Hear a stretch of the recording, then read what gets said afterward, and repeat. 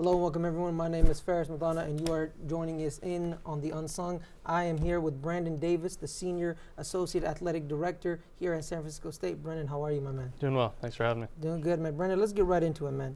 What made you love sports? Was there a sport, a moment?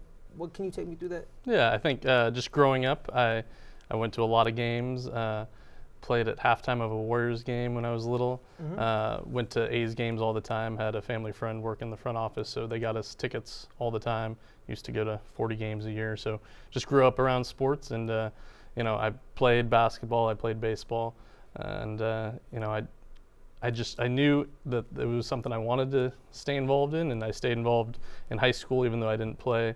I was a team manager in college, and my senior year, I kind of worked my way into working in a college athletics program full time, and kind of been in it ever since. So was that the beginning of your transition to sports communication in that department? Was that a college athletics job? Yeah, so I went to Dominican in San Rafael, and there I went to, I studied digital art, but I also had a work study job, and that was in the athletic department. I ended up showing up so much that they wanted to make me team manager for men's basketball team, so I ended up traveling with them. We went to 4 national championship tournaments while I was there, so a really cool experience. And by my senior year, the person who was doing sports information at the time left to take another job in August of that year. Not enough time to get someone hired in a couple of weeks before school started, so I was his assistant. I talked them into letting me do it as my student job, and by the time I graduated, they offered me the job, so stayed in it. Yeah, so I heard that you were at Dominican for 10 years prior to you joining here. Yep. You oversaw their transition from NAIA to Division II. Can you take me through that process for the school and for you personally? Yeah, so NAIA is a little bit of the Wild West in terms of rules, a lot more structure at the NCAA level, at least at that time. So it was really, making sure we did things by the NCAA protocol, making sure things were in line, and just trying to hit all those marks as we got to be an NCAA program, and do things as NCAA programs do. So was it your idea, or was it a collective group of the athletic department at Dominican? So I think it came from the president at that time. His name was Joseph Fink, and he wanted to have the program grow and grow. We saw a lot of success at the NAIA level, so trying to get us to the next level, which was Division II. A lot of programs also in the Bay Area did the same. Holy Names and some other schools, Academy of Art popped up, they went D2. So I think there was that trend to go from NAIA to Division II. I think NCAA as a brand is much more recognizable. It's better known, especially on the West Coast. So I think there was that kind of that consensus among the universities in the Bay Area to make that shift, as well as then a lot of schools in Southern California. What brought you to San Francisco State? What was that? Yeah, so in 2017, there was an opening here, and I had done a lot at Dominican, and kind of at the time it seemed like that was all I could do there. There was an opportunity for growth here, a little bigger communications department. 2 of us. I was a one-man shop at the time at Dominican. Not great for work-life balance. Knowing that I was going to get married and eventually have a family, being at every single game is pretty taxing, and having 10, 12 sports to do that, there's no time for personal stuff. So just being able to have an office where we can have that backup person, or another person to work with and lean on, was really appealing. So that was a big reason I came here. I also heard you have a dog. Shout out to Tito. Yeah. Shout out to you, man. Or she? Is it she? Yeah, she? she. Shout out to you as well. So can you take me through what are your specific duties here as the associate director? Sure. Because you're not the head honcho. That's Stephanie. Sure. Yep. So you're the right hand man. Are you involved on game days, communication? What specific hats do you wear? Yeah, so I do a little bit of everything. I think you could say I do business, operations stuff, travel, the communications. I oversee baseball, softball, men's and women's soccer. So those coaches report directly to me. So that's kind of the main part of it. And then any duties as assigned, as they say. Yeah. Can you take me through a game day for you? How involved are you on game days? Yeah, so game days, it really depends. My primary sports that I oversee communications, or I'm the primary contact, would be men's and women's soccer, men's basketball, wrestling, and softball. And then Kendrick oversees the other sports. So on a game day, I'm more involved in those sports that I mentioned, making sure those get set up. And then Kendrick Mooney, who's our Director of Athletics Communications, she takes a larger part on those other sports. Can you take me through your communication between you, Kendrick, and Jamil together on that game day? Sure. How does that go through? How do you guys make sure that it's streamlined and there's no communication? Yeah, so Jamil's our game day operations coordinator. He oversees the student workers. He oversees, so staffing, essentially. We use student workers for our games. So he oversees the majority of the people who are going to work games. Kendrick and I oversee some of the table. We'll assign the announcer sometimes if there's a stats person, that type of thing. And then we also handle social media and then the video broadcasts. That gets, typically that's going to be hired by Jamil, and then we'll have that person work for us on a game day. Yeah. Well, you said there was a chance for growth when you came here. Have you seen that growth? Is there still more to come of how we reached our max of growth at this school? Yeah, so I started as associate director of athletics when I joined. I was a temp hire at the time. In 2017, to get me here quickly, the men's basketball team was a top 25 team, and trying to get them some national coverage, which we were able to. So from that point, I ended up becoming the senior associate director of athletics under Stephanie. I also was the interim AD at one point before she was hired, and then I was also the acting AD when she was out with hip replacement surgery. So that growth, like how far have we come from 2017?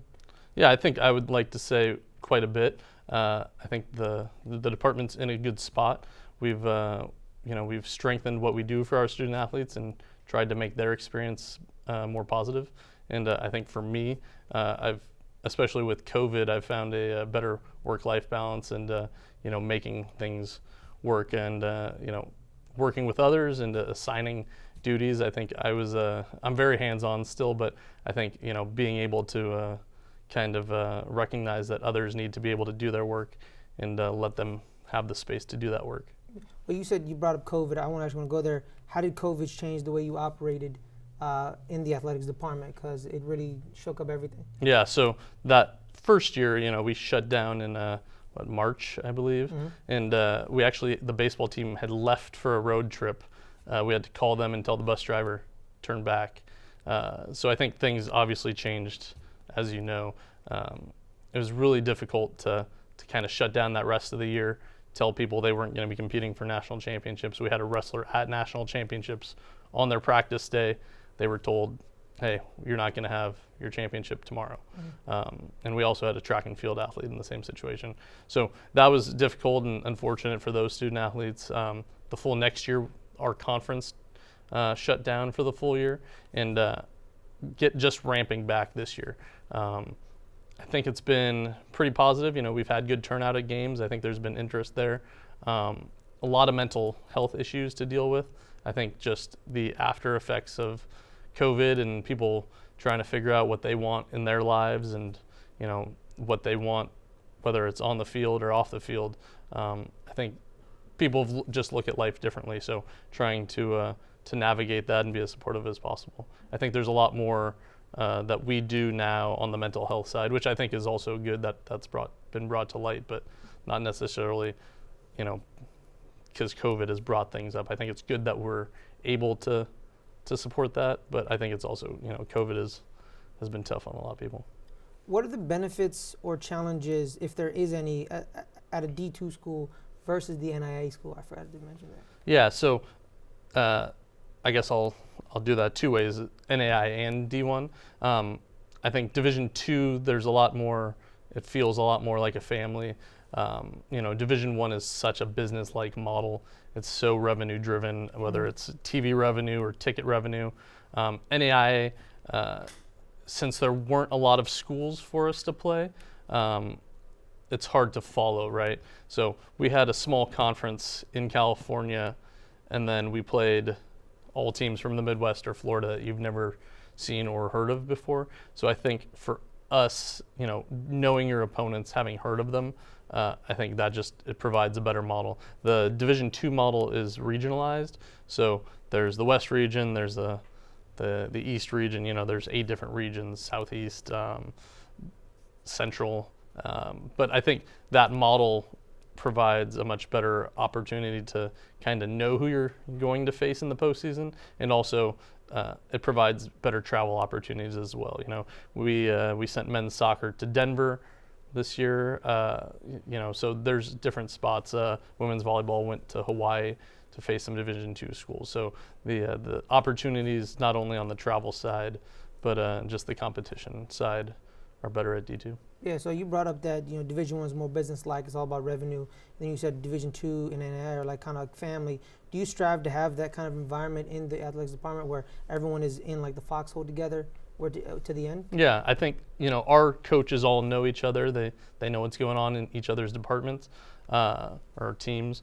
The department, we're pretty much on one floor, and with there's an admin suite off on another part of the building. But for the most part, everybody is there and is aware of what's going on. And just at a D1, you might not even see folks because they're all the way across campus. Their facilities are going to be spread out. For us, we have the gym, we've got Cox Stadium, we have Maloney Field for baseball, and the softball field, which is the furthest from our office. So really not that spread out. Still manage to see everybody pretty much once a week, if not more. So I think that's nice to be able to check in with folks. What's been your most memorable moment here at the school? It's a good question. Men's basketball had a really good season that first year I was here. They made it to the regionals. We went down to UC San Diego. Softball made it to the postseason. They went down to Concordia and competed in a regional. So I think those are some of the better moments. Man, what's been your toughest challenge here as well?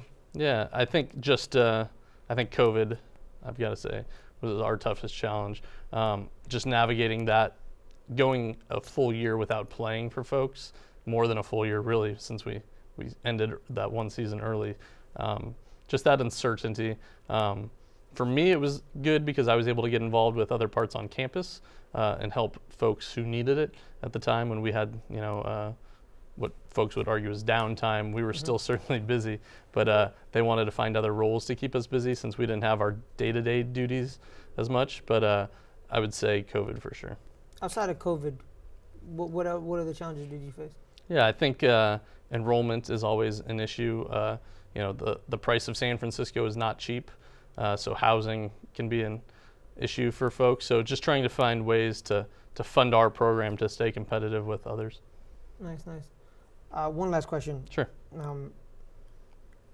What do you see this coming up season for like baseball and the spring sports that you are looking forward to doing? I think we're looking forward to seeing them out there again, competing, having fans out there. We were lucky last year, since it was an outdoor sport for those two, that baseball, softball, and track and field, we hosted the CCA championships last year. It was nice to have fans in the stands, but I think just having everybody back, and I think people are feeling more secure in being in that environment, and just being able to come out and support the student athletes.